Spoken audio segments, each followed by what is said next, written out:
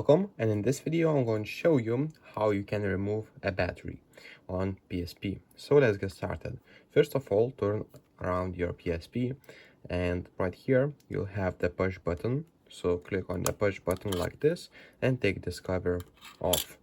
Now you'll see the battery. As you can see, the model PSP battery pack, 3.6 volts, 1800 milliamperes or something like that.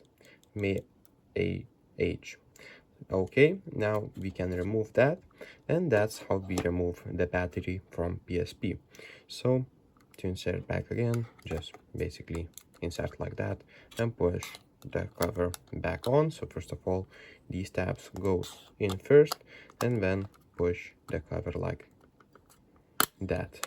Okay, and that's how you change the battery for PSP. Okay, so with the cover you may need to play a little bit because it takes time to put it back.